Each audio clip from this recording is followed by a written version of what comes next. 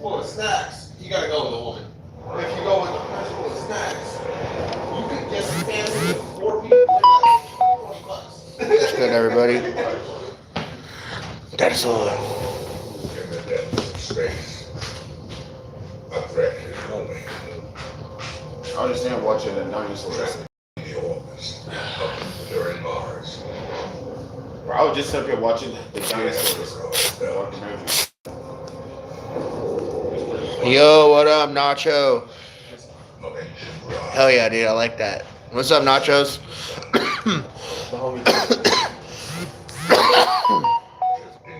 What up, Nacho? How are you, brother? Let's go get one of post. Go ahead.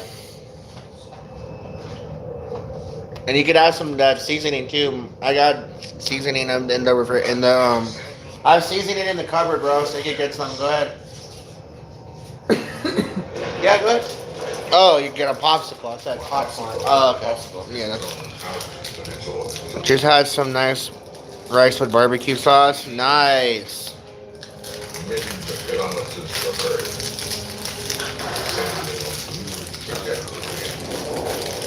Towards the very center. Damn, you chugged that.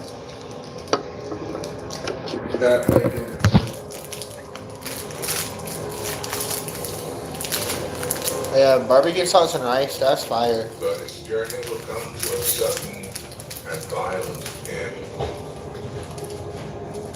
In one of the most catastrophic events in Earth's history. And the final chapter in the epic story of the dinosaurs.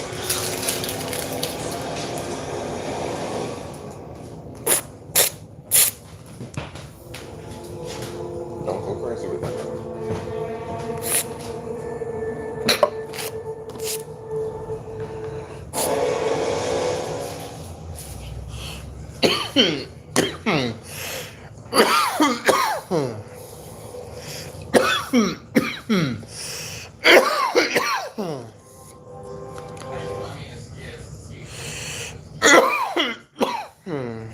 Yeah, I'm gonna grab some water. I'll be right back.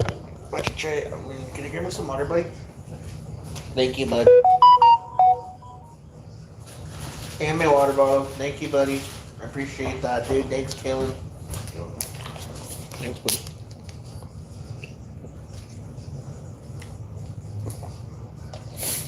Yeah, I just ordered some carts and some pizza too for dinner.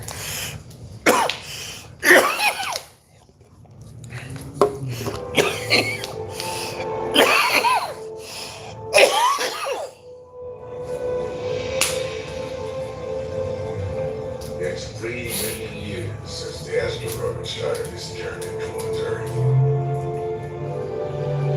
And the dinosaurs rule the planet. They dominate the land. I ordered some pizza and some carts.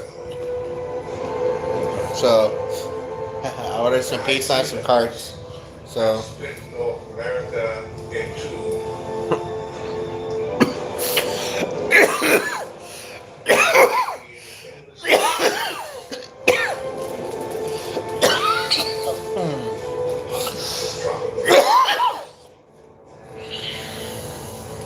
And opportunity.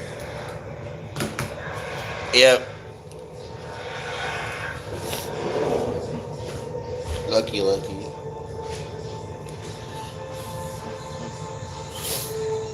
But these islands are no paradise. They're home to a formidable predator.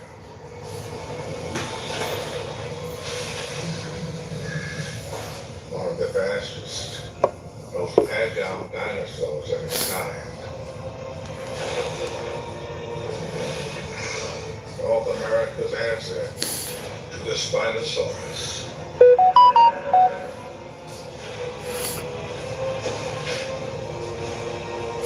What you smoking on? What you smoking on, Nacho? What you smoking on? Let me know. What you smoking on? Just not in the way you do.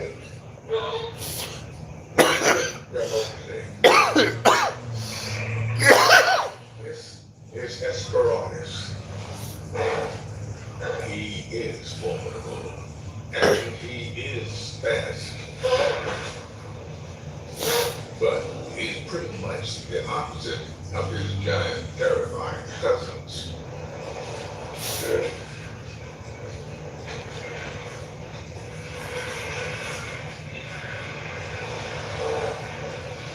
He's awkward and clumsy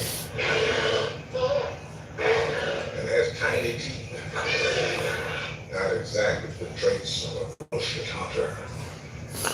I smack one with you, but my lip there, but I have a Moha Med Strawberry Kiwi Kush. Hell yeah. In fact, he's the most advanced aquatic dinosaur in history.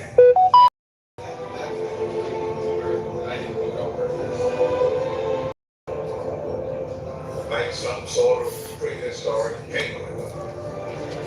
He's able to swim far out to sea to access feeding grounds that were previously out of reach.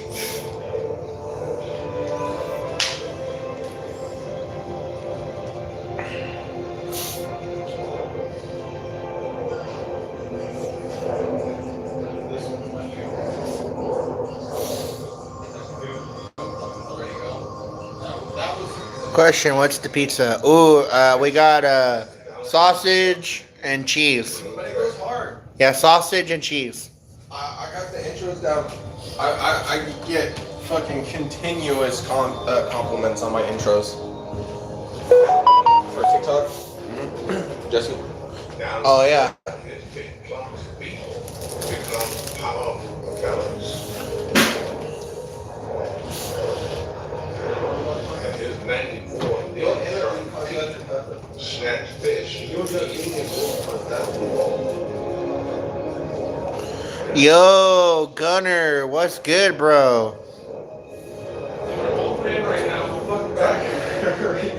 Your back hurt? Wait, what's up, bro? My back hurts. Your back hurts? What happened, dude? Did you? I was skating. That's why. 4 hours. I didn't fall or anything like that, but it just I don't hurt. blame you. I ain't fucking done that type of shit. But what's up, I've been Gunner? skating since I was like 17, bro. Nice. Hell yeah, bro. Thanks for You know that, popping I was up. never in the streets. I was Thanks always for in the park. popping up, I always bro. had the assistance of a ramp. Right. Thanks for popping up, Gunner. Appreciate you, dude, brother. Hey, thanks for the pizza. Thanks for the $10 for the pizza, bro. Appreciate you. That can be tip or whatever. It was like $40 around there. The pizza and the soda is around there. That's not bad. Yeah. Oh, yeah. Yeah, I got my homie, one of my homies back here, Trayvon, right there. Then I got my homie Shaq and my other homie King over here. I got some of the homies over here too.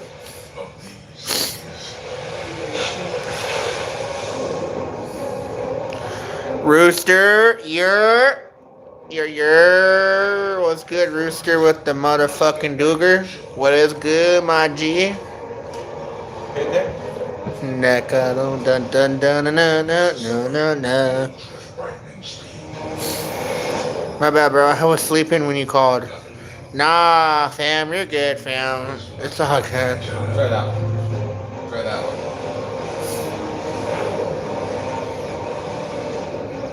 But he's exhausted. Better, huh? This one tastes like cherry cobbler. It's not bad. But this one's way better. It tastes like blue raspberry. Can I try that a little bit? Which one is the blue raspberry one? This is blue ras. This is. I like the blue raspberry. Yeah, hell yeah. It's a good blue ras flavor. Oh wait, this one. I've had some blue ras before. This is fire. And go and hit the Hurt. cherry slush. That. Any dinosaur ever had. He made it. But these waters are treacherous. Here you go. This is my homie, bro. One of my mods said, Pastor Nick. Damn. Here you go. Here you go. Here you go. Wants Pastor Nick? Here. Wants to take a hit. Here you go, bud. I appreciate it. Yeah, it tastes like cough syrup. It's not like It's not that bad. it's not like super strong, overpowering cough syrup, but like it tastes like cherry Delsum. Like to me, it tastes like cherry Delsum Delsum, mixed yeah. with like cherry mucinex. Cherry Delsum is fire. That is the good cough Delsum, yeah, syrup. that's the good shit. When you're sick, dude, that right there, you're fucking like, oh my god, hello, good morning, afternoon. When I was in the army, Yeah. I poured. Oh my I didn't god. know any better. I poured some Delsum into my Sprite. Put some Skittles, I think it was. Oh my- I don't remember if I used Skittles or Jolly You Ranchers, made but I think it was lean. Skittles. It didn't do anything.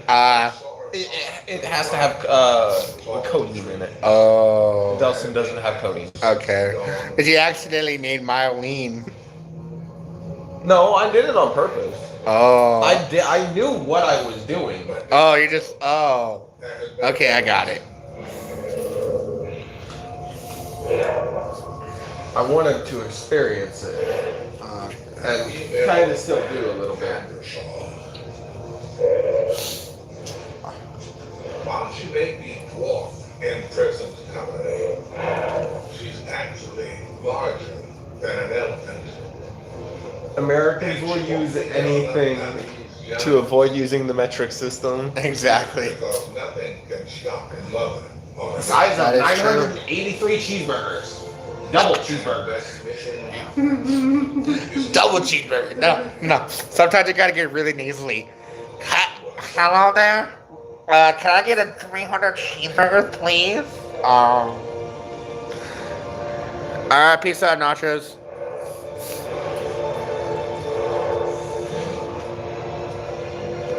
Long ago, that cheap stuff in ancestors were scarce and scattered.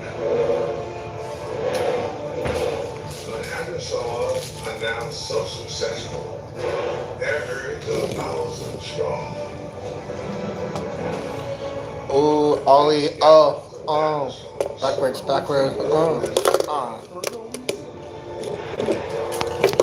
But this female's family isn't traveling with the herd. They are in the safety of the creche, a sprawling nursery for hundreds of young hadrosaurs, including her own.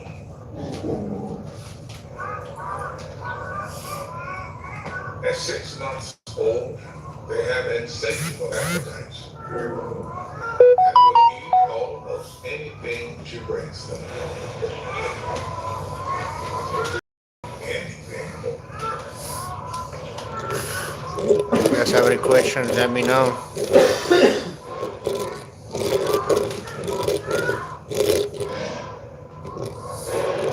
Being in this very light way takes a lot of refills. So she's constantly leaving to go find food. And when moms are away, little ones will play.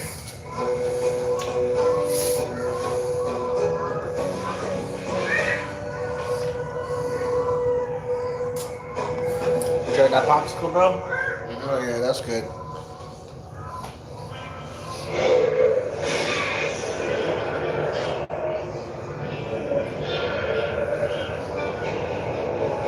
The wingspan of a Panda jet. Pterosaurs are now bigger than ever.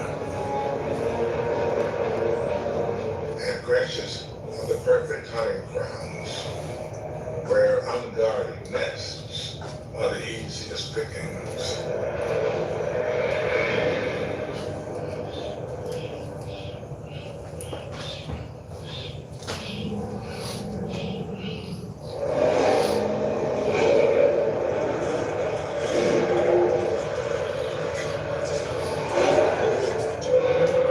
Despite the threat from this tolerant monster, the mothers will defend their babies at all costs.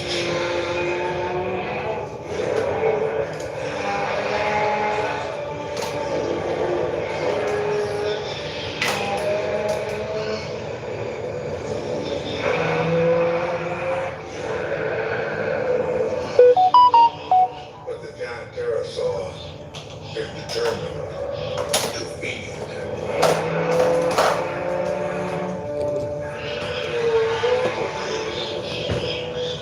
The screams from the nest are like the dinner bell to the predator.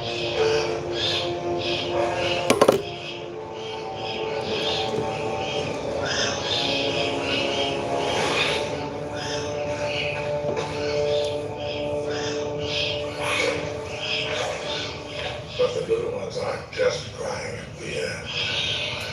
Hey, They're calling. have you ever heard of Lefties? What's up? Lefties? No. It's Chicago style pizza. Oh yeah, Lucky's, yeah. Lucky's is so fire. I've heard of Giardino's. So what? I've heard of Giardino's. Deep dish is so good. Lefty, sorry, no, Lefty. I don't know. No, I don't. It's an Italian restaurant. My bad. That's what.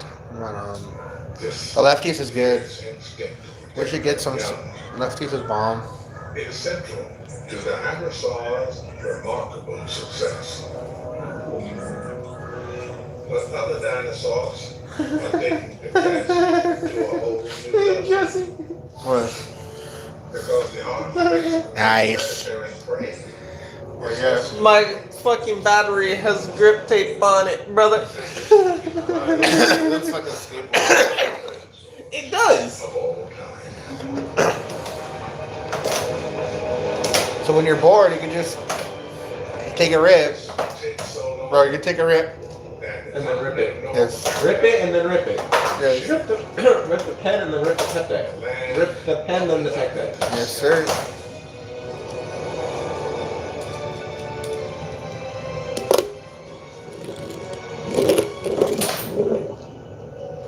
The Rocky Mountains.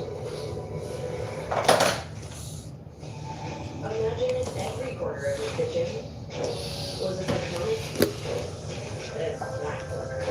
The difference between last year's meltdown and this year's blow-up is your oven. Where your personal touch makes the space yours.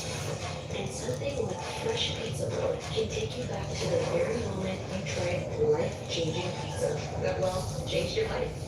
Because there are kitchens, and then there's KitchenAid.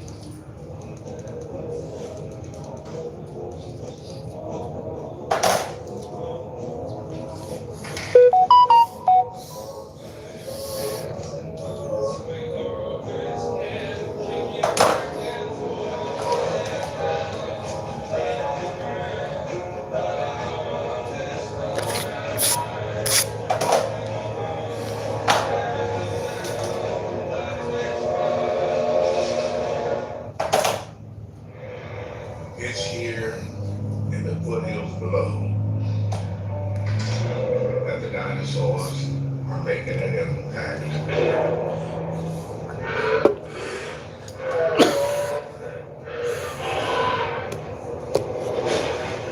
Gotta be careful with So, swords. buddy.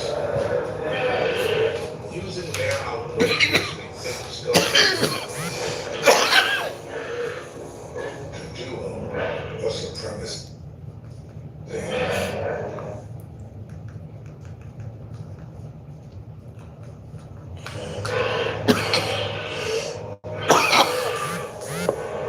And alongside Hold on, so let's stick. the dinosaur with even more headgear.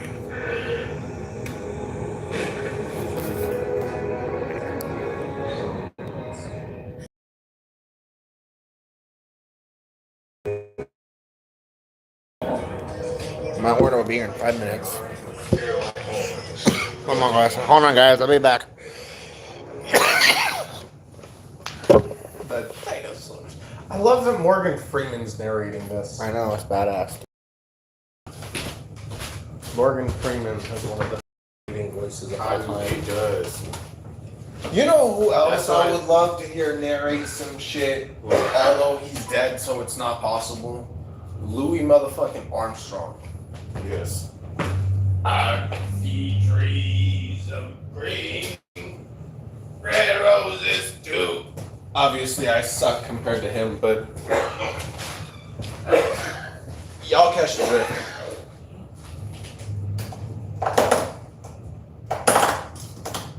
That's why these documentaries are so good.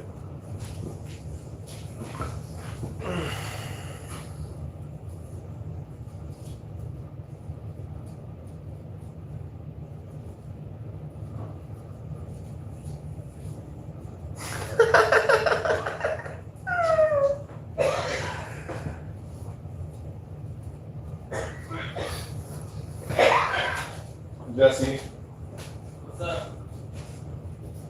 I sent a video from me doing a couple little tricks on the oh yeah, on the dresser. Yeah.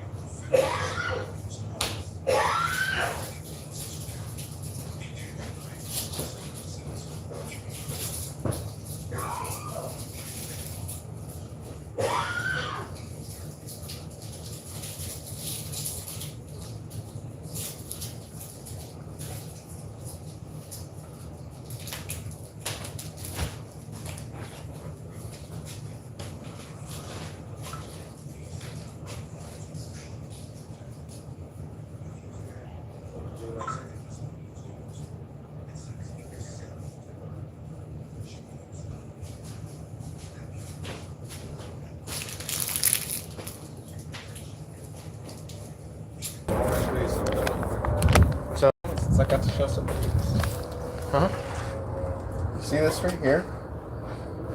It's on every single one of these. Okay. Every single one of the packs of 8, 12, 20, whatever, Gatorades, sodas, anything.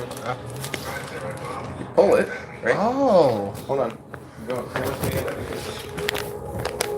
Hold on, bro. Hold on there.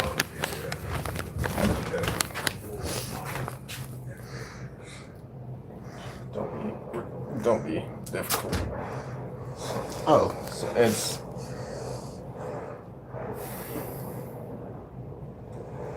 on both sides. What? It's Okay. it didn't work. Well, this pull tab system is still on all of them, whether or not it works. It's still on them. Okay. It's just.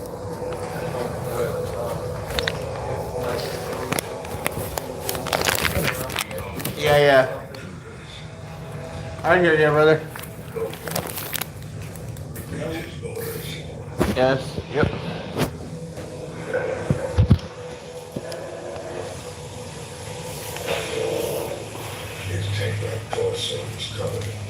If we're going on comic She-Hulk, I don't even know anything about She-Hulk, but I will tell you, if we're going on comic book accurate She-Hulk, she's absolutely taking that fight.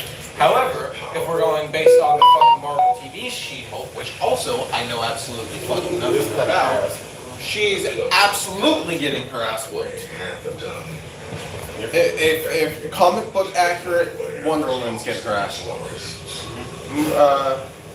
What you just showed me, She-Hulk came versus Wonder Woman. the She-Hulk versus Wonder Woman. She-Hulk getting her ass mopped like a fucking Floor. like a fucking floor. I got more goodies.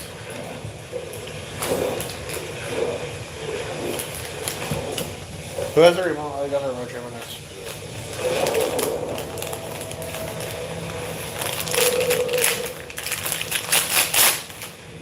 Oh, bro, look what I got. Yo, what?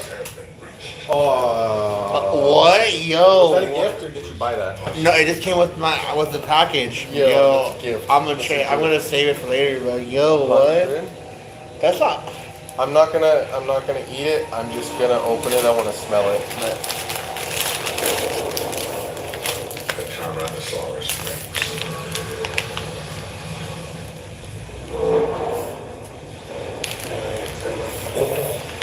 You can smell it? Yeah. Holy shit! You can smell the weed on that. Oh. Oh. Sniff of that. Woo! Sniffers of that, man. That smells like weed, brother. And look what I got, dude. Look what I got. Look what I got. They made that Damn. real good. So, look what I got. Cushy punch. Yeah. Hell yeah. I got a couple good cards. They built that real good. I've had strawberry cough before, and that shit was nasty.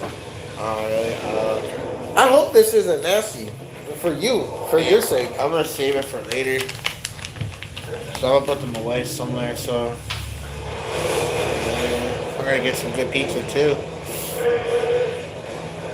Did you order it? No, I did already. Yeah, it comes like in like it comes in a little while. Where you did it? I know when I was here when it comes. Actually, can you put this somewhere for me? Yeah. Okay, can you put it in my room for me? Appreciate you.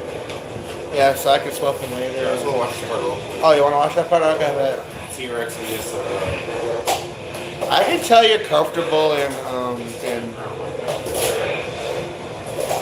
what's going on. Guys, anything to smoking on token, let me know. Versus T-Rex.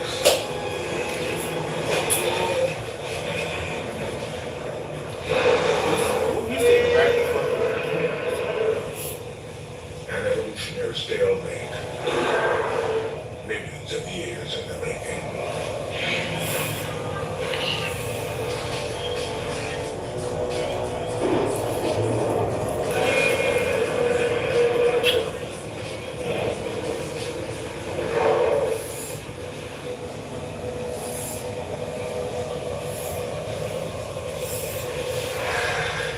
But in this observation, there's one thing that does set these dinosaurs apart. Intelligence.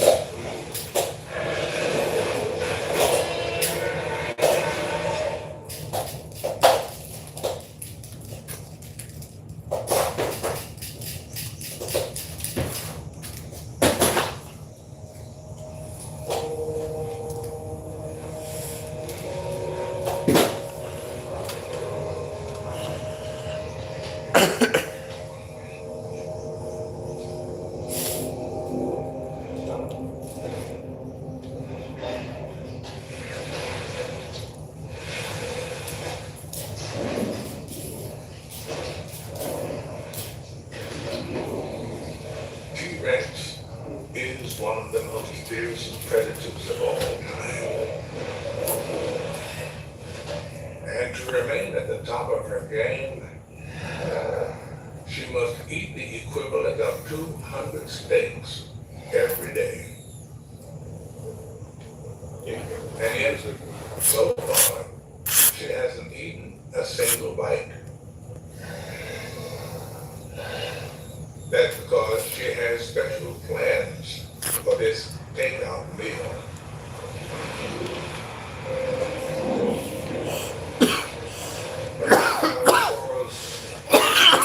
Like snack. My drinks here. That is just press the button on the side right here. yeah, that's not 6 tons of muscle and bone with an assortment of lumps and bumps.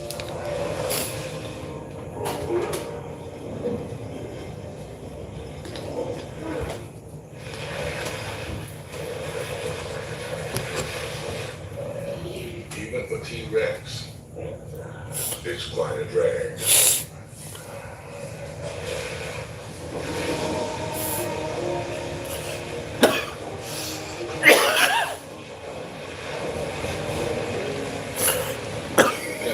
What's up? Oh, hold on, guys.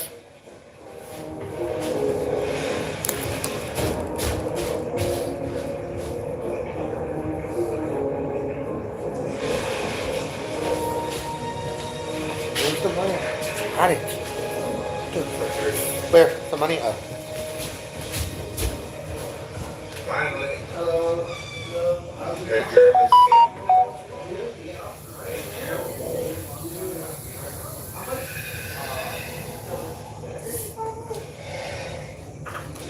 and the reason she's gone through all this effort.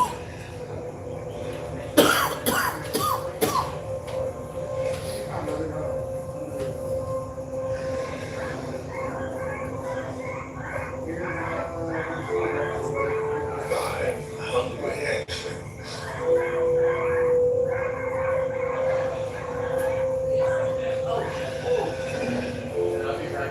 For sure, yeah, take it out.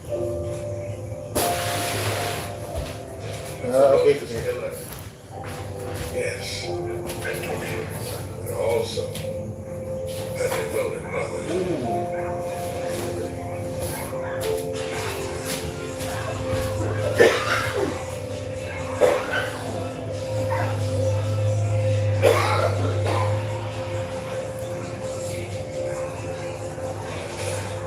She will ensure her little ones are well fed to give them the very best start in life.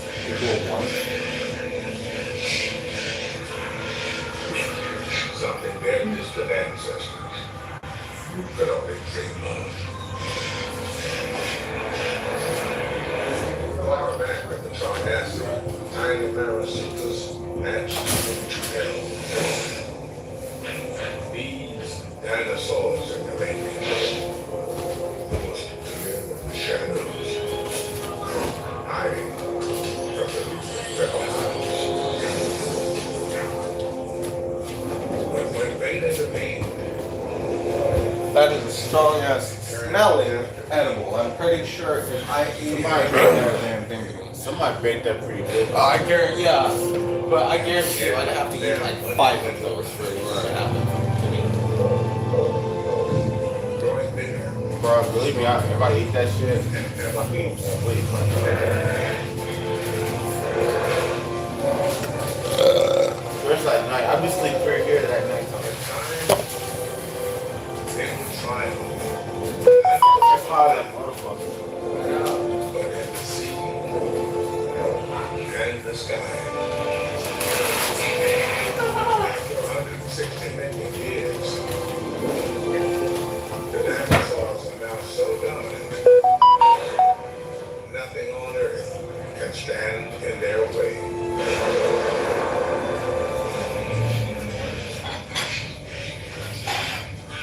But something out of will. Because this family's journey is just getting started. Another journey is about to begin.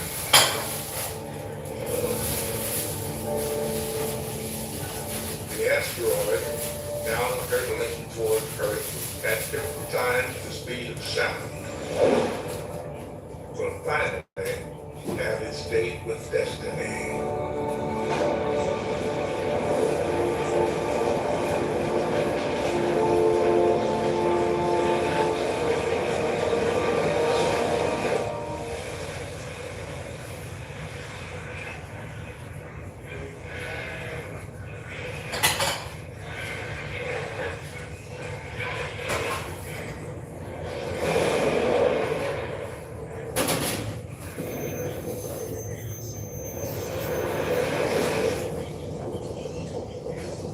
It smashed into the ocean off the coast of Mexico with the power of 1 billion atomic bombs. Temperatures hot enough to vaporize the seabed, along with every living thing for hundreds of kilometers.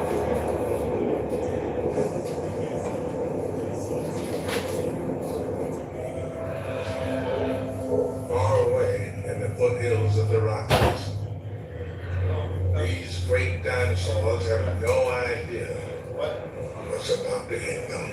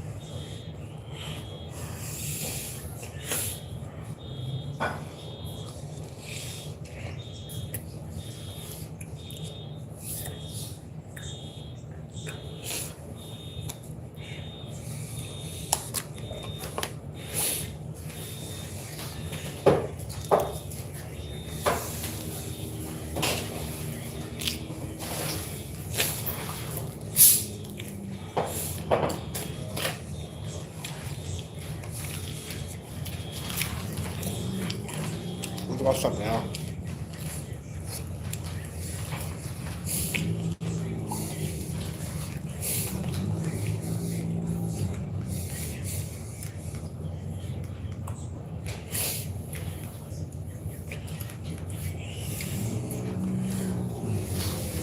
I really wish I learned how to play this thing before I found out to the choir.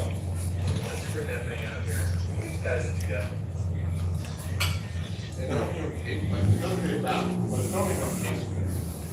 That fucking crunch.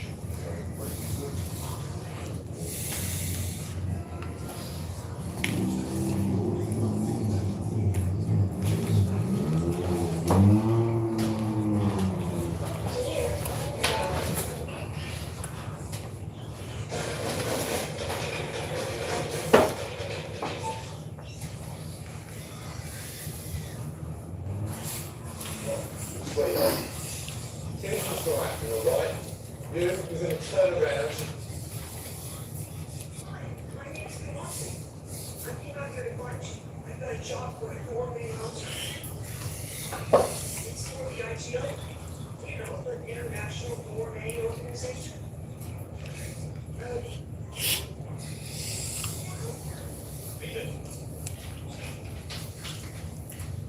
This had took a package from my porch, and now he's enough. We're just bonding. I think maybe time it's gonna be alive, but just connected. No. You know? I want to watch this. What is this? We're trying to- Red Hot Chili Peppers. Our brother Hiller. I love Red Hot Chili.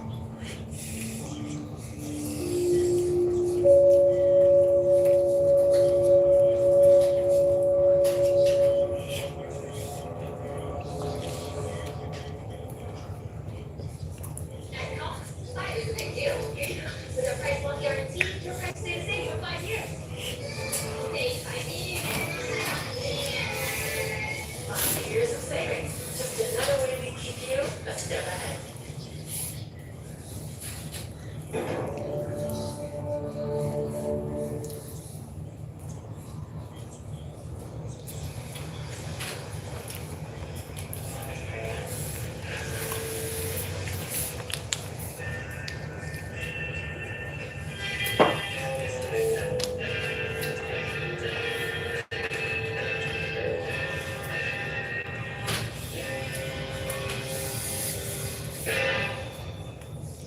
So, Giselle, what does it take to be, I don't know. They won't tell me what it takes. Like, I ask them almost every day what it takes, and they won't tell me. You show us. Show you again?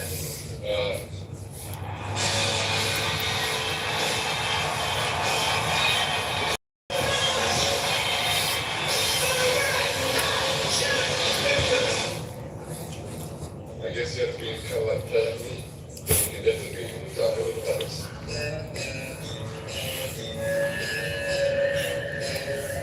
We were a trio of best friends. There was chaos, and there was peace, and there was funk, and there was color. There was a while when we were young that felt free. And we were just like staking our claim in the world. It's so easy to feed off each other's energy. You really feel above it all. Aspiring to become these professional entities, we were happy to making each other laugh. And we've managed to make music through all of it.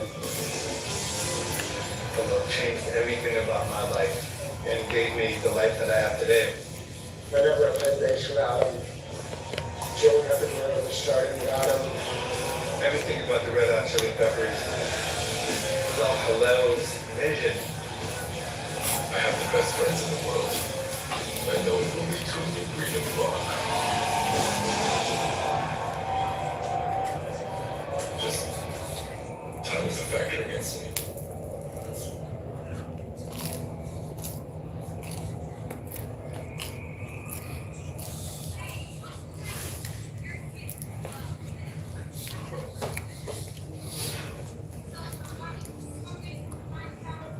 I had just moved to Hollywood from this quaint little Midwestern town.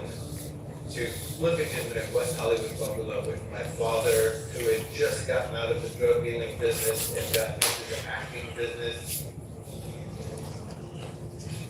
I had just moved to LA. I was born in Australia. Came to LA in 1972.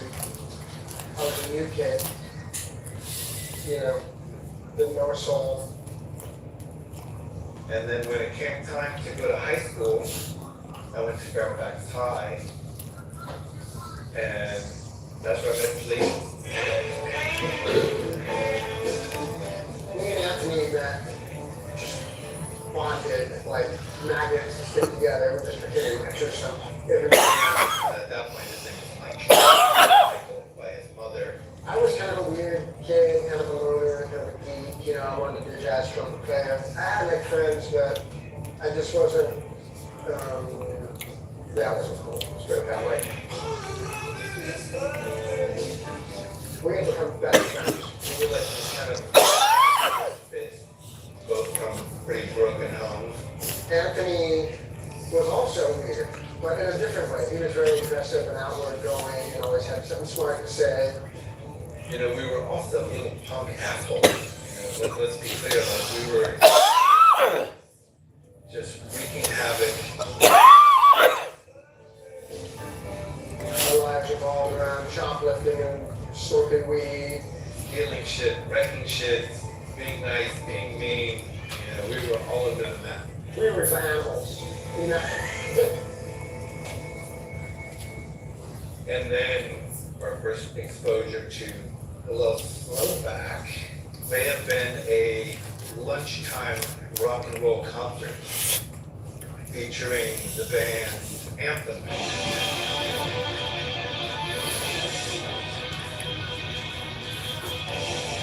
That was Jack, Alain, Hillel, and Todd Strassman on the bass guitar. We had the School Talent Show when they came out. They had that shit together, man. We were probably about 14 when we started that together. It was all about Jack's bedroom. Every day after school, we get together at Jack. I was the guy walking around with drumsticks out of my pocket. I always wanted to be the drummer.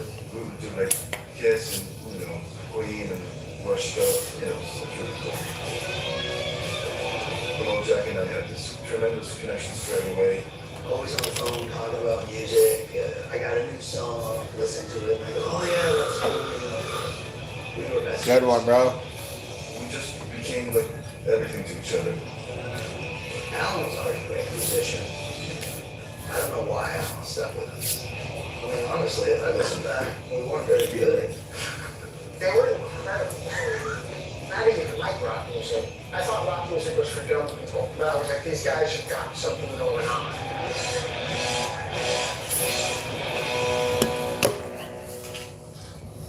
It was impressive, but it seemed a little old-fashioned to me. I remember thinking, wow, these guys are like, you know, stuck in a few years back. But I was like, amazing, these 16-year-old boys are like shining in what they like to do. And where did it go from there? What's up, boss? Me and Anthony were always up to something. One day we had gone out to North Hollywood to, try to ride motor cars. And we hitchhiked everywhere we went. So we're like hitchhiking and we see this green Datsun 8210 running down the street and it's all sort of and we're like, I know that thing. And now we're always like coming for a ride. We didn't know it at all, but we did it. We're going down and we're like, hey, we're like in the car. Pizza? And he was like, what's up? You know, yeah, he gave us a ride. Pizza and wings? Handmade anthem, which Hillel probably made. And I think one of us might have had some weed. We just bonded. Like we thought it was just going to be a ride, but we just connected, you know. And we started hanging out. Me and Anthony's duo became a trio. And absolutely Yes, sir. did become a trio. Anthony and I know we're just together every day. We'll all had a car with a tape deck. We'd ride around and get up to whatever we could get up to. Music, girls. Making each other laugh. We called ourselves the Sisters. Yeah, we did skits. forgot about that. And our influences were the Three Stooges.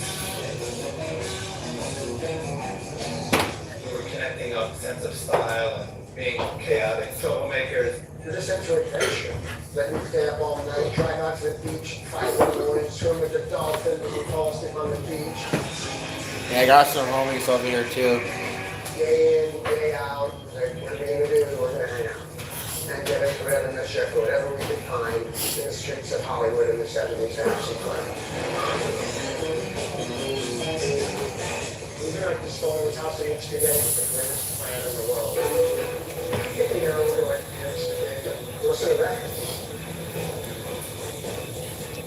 Well, had a slightly upgraded stereo system, which was a big deal to us then.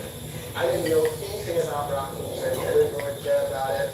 Then you started playing rock music, and I started to love it. Sitting there, smoking cracky weed, and we would just listen.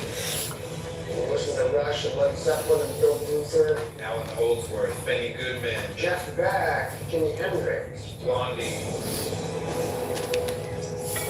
And that was like gold. As I look back, the more time we just sat there playing records, the closer we got, like the more we understood each other, and the more we kind of, you know, this mind meld of art and brotherhood. And we just got closer and closer and closer. The bonds only intensified in this time. Yeah, we all brought so many different things to the friendship. Both me and Anthony, we were like always being theatrical and trying to be funny and succeeding sometimes being obnoxious other times. Like I would just do anything I could, you know what I mean? Like, whatever. We didn't want it to be, we thought it was wild and shocking and different. And Hillel was kind of a poetic one of us. He was super artistic. He was always painting, he was drawing, he was playing guitar, he had long hair, he dressed cool, he was like Ranky, and I feel like I fell in love with him. He was beautiful. He was cool, man. And not in like a out of pocket kid at school cool, like he was just more thought out. We were like, turn on, be corny, you know what I mean? And he had that kind of thing, but he wouldn't go with us into being like ridiculous and silly that much. One of the things that we would do was go to this big bridge over the river where the train went and jump into this river, and it was a long jump. It was a good 30 minutes.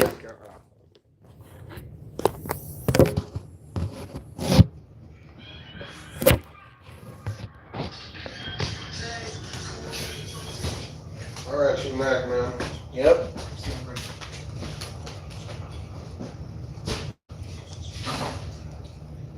It was his fault that Ariana left him, but Ariana is the reason that he OD'd. Interesting. Yeah, because she left his ass. I think Pete Davidson. Really? I think she left Mac Miller for Pete Davidson. Oh. Or, I don't know if she left him for, but I think it was Pete Davidson that was the guy that That you're messing around with him. that she was with after she broke up with Mac. Oh.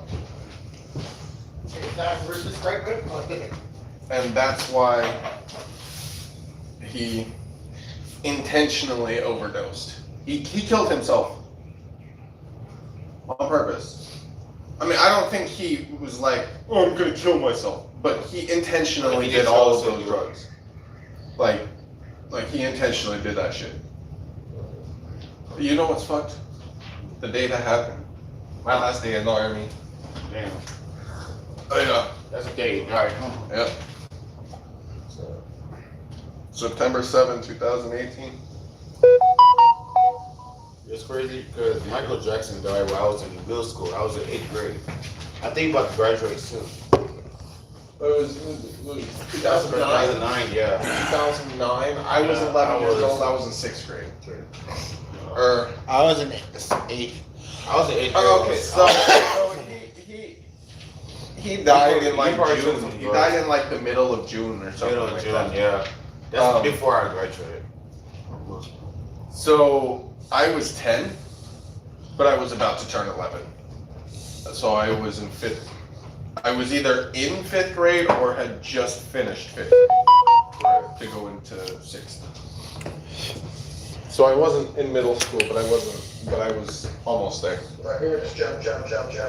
And Hillel was just like, he's like, okay, I'm gonna do it. And he'd go stand on the edge and look over the edge. And we're like, come on, you can do it, come on, man, just jump, it's fine. Like, laughing so hard to try to convince him. And finally, I remember he looked, and he kind of like, kind of leaned forward a little bit like he was about to do it, and he held up his finger, and he said, Jews don't jump.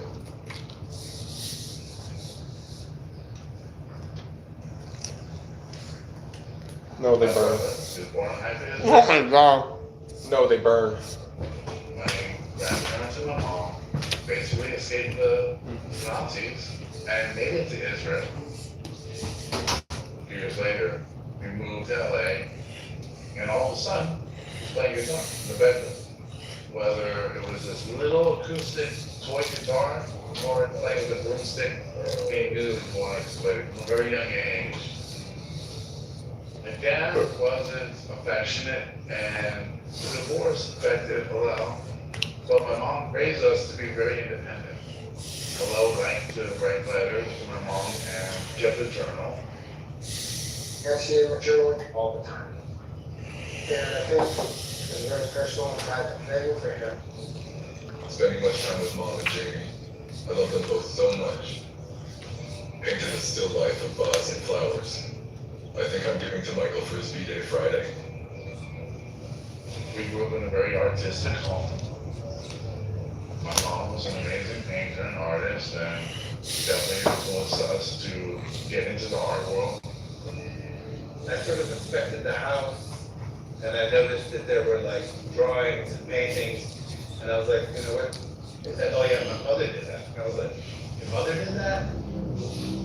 His mom had great art books in the house. We would just look at these beautiful books of artwork. We would have these sessions where we would sit at Hillel's dining room table. We would just throw out an idea, like, we'll draw somebody who's been in a terrible car accident. We would just sit there for 20 minutes in silence, drawing, and then we would pass the drawings around. And I think for Hillel, when he was drawing, he was just with himself, He could express feelings of loneliness or fear, anxiety, anger, whatever we all had in a healthy way. I think he just grew up with it. That's what we do. It was really beautiful for me as a kid. I came from a world that was pretty harsh and scary. I grew up in a very violent, dysfunctional household. By the time I was 11 years old, I was out till 4 or 5 in the morning. I was on the streets of Hollywood hustling. And spending time with Hillel just made me feel good. Like he really filled a place in my life that I hadn't had before. I think for Anthony too. It was a house that I would end up spending a lot of time in. And of course, Hillel's mother was a warm, loving, and inviting presence in my life. Flea and I didn't have traditional roles or fathers looking out for us. We found family in each other.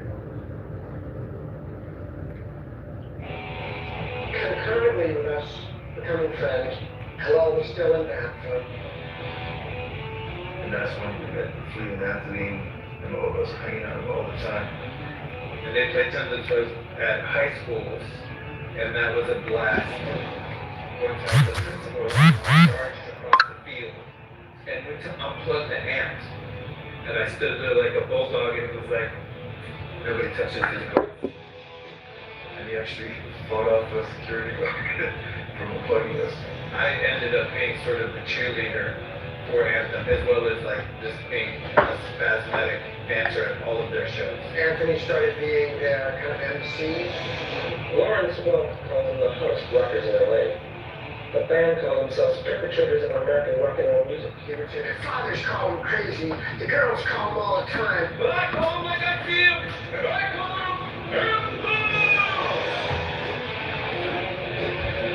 Oh, hell yeah. Feel comfy over there, Trey?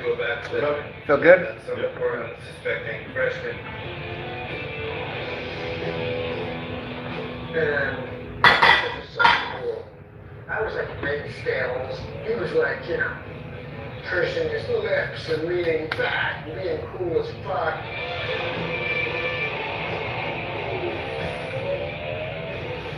The way that he was doing music so Excuse much, me. how much it meant to him, like that was what he was gonna do. I always had in my head like, oh, be a trumpet player, I could, you know, maybe I could go to 7-Eleven. I had some like kooky, nutty plan in my head. You know what I mean? Like I just didn't know anything. I was like, there's something else here.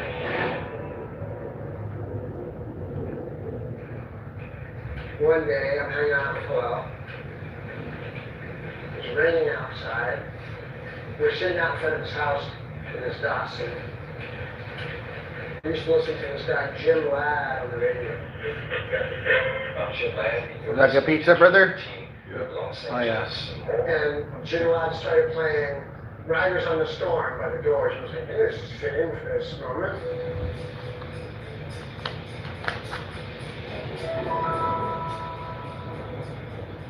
I remember all specifically was like Jim Ladd was so bad. And I get the scenes back and they're like, a public song or something, you know. And we're just like feeling the moment, you know, like you can only do when you're a teenage boy, just like, yeah, we're so fucking cool.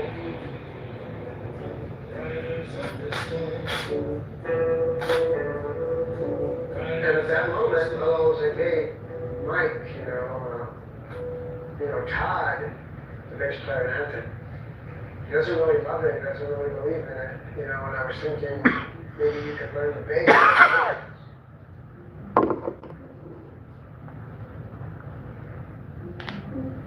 I couldn't even believe it, you know, I was just like, wow, you want me? You know, like, that was me, I wasn't weirdo. You know, I wasn't cool. You good, Caleb? Alright, bud. You enjoy your But I pizza? don't Alright, I bet. think that the other guys either find it, or he actually believed in me, saw me. And in that moment, you know, and obviously still, What's everybody smoking on? Let me know. Smoking on, choking on. it really touched my heart. The next day, I was like, how do I get the money to get a bass? Went over to Jack Hines' bedroom and started playing with those guys. They were like, in 2 weeks, we have a show with guitars on the Sunset Strip. Can you do this? And I was like, I can do this. And 2 weeks, I was up on stage as well. You know, I've never played bass before, totally like by the numbers, but it changed my life forever, you know. In real time, I could feel worlds opening, you know, just, right. Incredible. It was incredible. And Hello gave me that gift. The shape of our future is being laid down by Hello's intuition and awareness of somebody's musical capacity,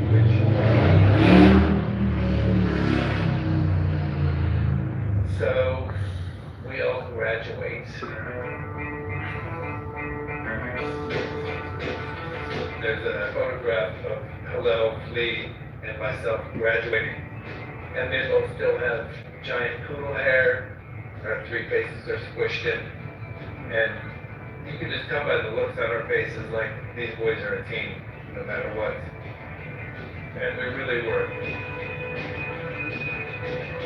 I was a fucking awful student. Barely got through. Like I wasn't going to college or anything. If I could pay rent and eat and just be in a band, done. That was the biggest success that I could consciously realize. We would light up each other, finding ways to get food, finding ways to get drink. Those guys were like, big little apartments and kind of funky places. You were living in the Hilton Hilton. Hey, Trayvon, do you have my other battery, bud? But for us, it was the phone. No, my battery. The one that I let you use. It was just an energy that Hey, Keelan, can you hand me my other battery? Set it over there. The skateboard. Just afraid of that world. I think your brother's like right there. Music. Thanks, bud. Appreciate you. I just felt it was better for me to stay home with my grandmother and my sister. You're feeling good, Keelan? I could sit in my room and practice all day long and just be left alone. You know, that was another time more drugs get into the picture. There was this whole ways about having fun, partying, and drugs seemed like another adventure.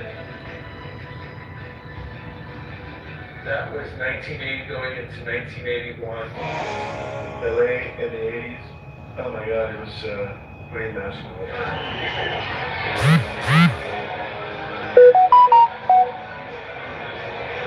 Hair metal scene, new wave scene, pop rock scene. We're electronic bands, the earliest hip hop shows, all kinds of music around us constantly. And we were up for all of it. We started finding this world, this underground, like the new wave, the punk rock, real artistic music, not like 50s, 70s rock bands. It was intense, man. We were doing a Black Flag show, and it was like, you were gonna get the shit kicked out of you. And I ended up getting my ass kicked, so I was like, I'm gonna stick to the jazz show. Not to mention the cops waiting outside the nightsticks to beat your fucking ass. It was just crazy. Anthem wanted to be a part of it. So I would try to get us gigs. I would call up every nightclub that could have us. And I'd say, hey, you know, Anthem. You know, they'd be like, Anthem, what's that?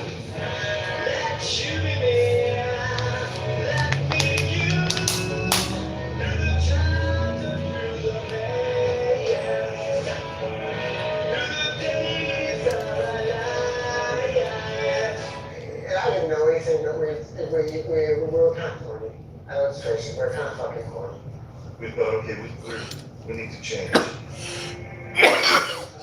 I like what we were doing in the beginning. We started to play much more adventurously. Just sort of like, who has something? I say, hey, I got this new beat. Then Clean and I come up with a part, then hello, now. And then we would just jam. And we're like, Anthem sounds like an old metal band. We should change the name. And I think Hello came up with the name. What is this?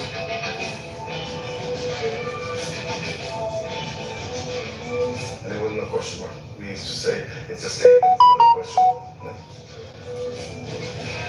I cut my hair real short. Hello cut his hair short.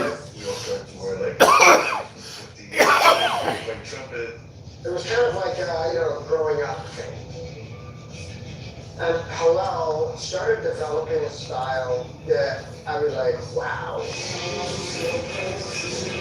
It didn't sound like a guy playing guitar. It sounded like a guy playing himself. Like hard, scratchy rhythms, very angular, minimal, and in between him. We were aware at the moment that this was special, there was something happening. And we're on the scene, we're doing it. Just plenty shows. And it started to really get active for us.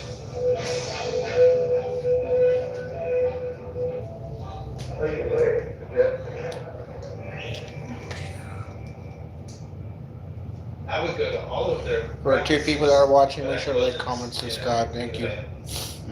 I was talking I'm live right now too. At UCLA, just to see what that was, and quickly decided that it was just not going to work. It was like the beginning of my homeless period, couch surfing, going out dancing. You're doing an Easter egg on your son forks and out an outlet. I can't. What the?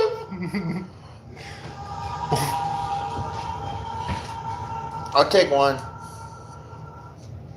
Cheers.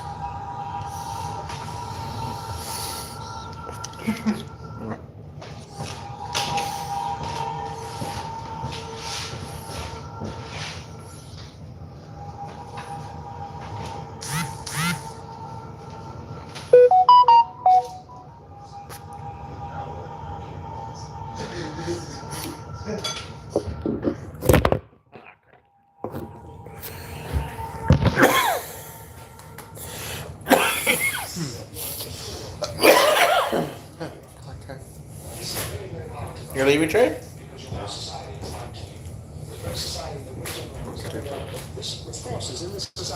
But yeah, do you like? But yeah, I really. That's cool. Appreciate it, man. Yeah, I got you, man. I don't know. I would.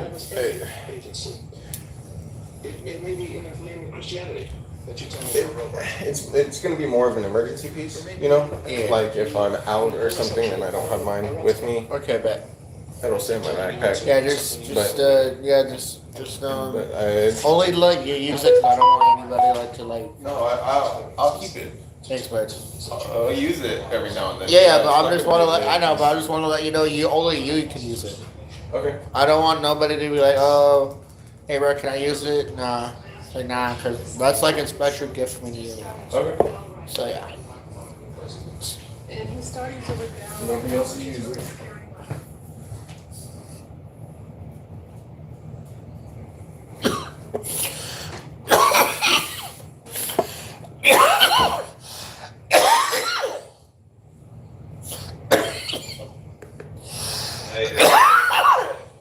Whatever show was playing just to check it out. And one day, listening to the radio and hearing the message by Grandmaster Flash.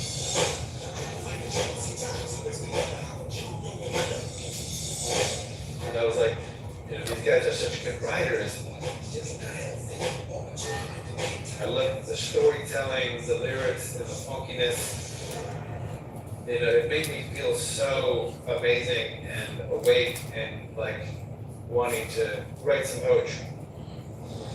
Yeah, we were absorbing all of it. You know, there's a lot of art galleries, there's a lot of music and art openings. We're starting to meet more, you know, of the artists, the painters, the performance artists. And that's when we met Gary Allen.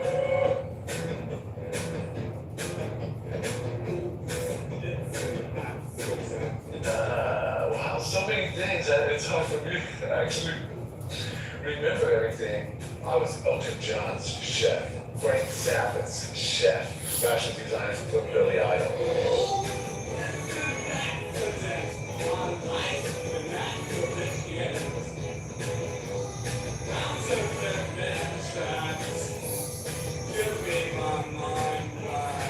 I was a gay black guy growing up in Los Angeles, completely smothered in fashion. And one particular night, I'm in Hollywood and I'm in the punk scene, out of my comfort zone.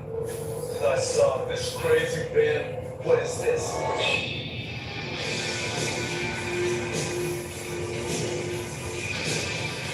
I watched Flea play, and I said, that guy is gonna be famous. And Hillel was a funk magnet. He pulled funk to him. After the concert, Flea introduced me to their friend Anthony, and Anthony was like, gone home. I had a mohawk that stood up like a brush, and I would wear a long white dress with nothing under it and combat boots, and like let it all hang out on the dance floor. Wow, it was fantastic. They were a part of the scene.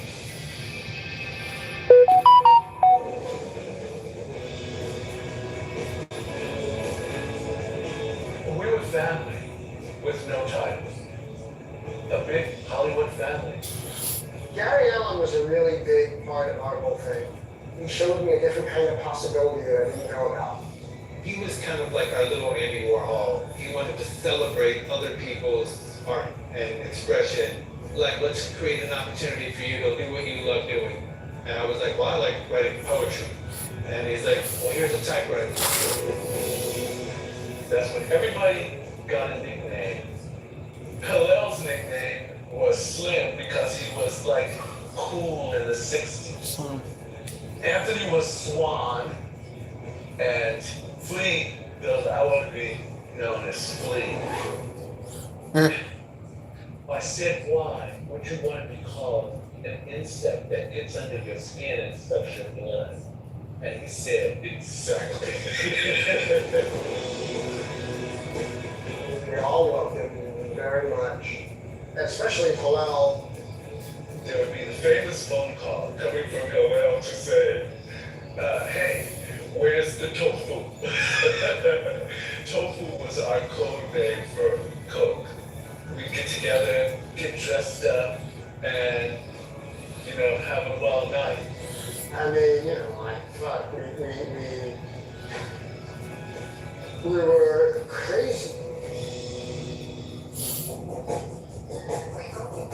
Back then, I worked in the back, and I would steal all these pills from the animal hospital. They're like these brightly colored capsules. I don't know what they were. They're like for deworming dogs, and if you got an itchy asshole or whatever. Like all these, veterinary medicine. And I would just arrange it in like as an art installation. And then we had this huge fucking party. All these crazy ass people came and we didn't know. It just got really wild. People thought they were party favors, Drugs. They're all just like shitting themselves. Drugs. Came on drugs. Drugs. Drugs. That's like the A's for sure.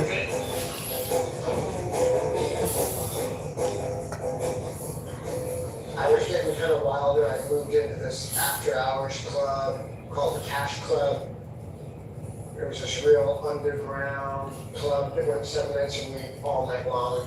A lot of drugs, a lot of wildness. Everyone else would like go there and hang out there. I lived there. I moved in, got a couch in the corner, and I started like really becoming a part of the underground. And one night I took acid and I went to go see this band Fear. And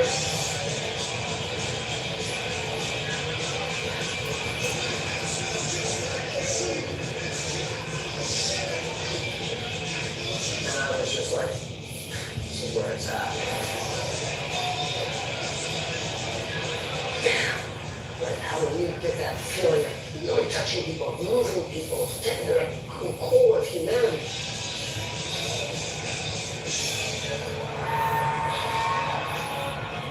Literally after I saw it, maybe like a week later, I see an ad in the paper, Fear's looking for a new bass player, and I went, I got the job.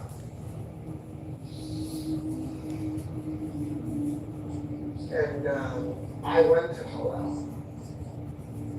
And then, what we're doing isn't touching people's hearts like it should. There's something missing.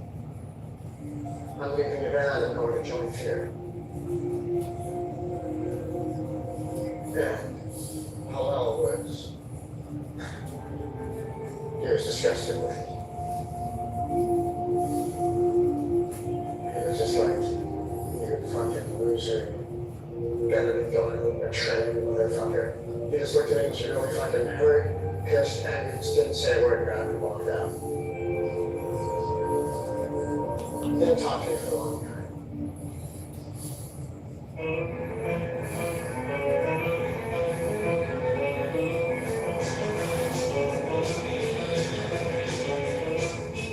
Spending much time alone. I'm not really happy, but that will change. My playing is in a good place. I've had this rehearsal studio on Heliotrope, and that's where the band What Is This rehearsed. And after rehearsal one time, All right, guys, I'm gonna hop off here. I'll talk to you guys later. thinking to myself,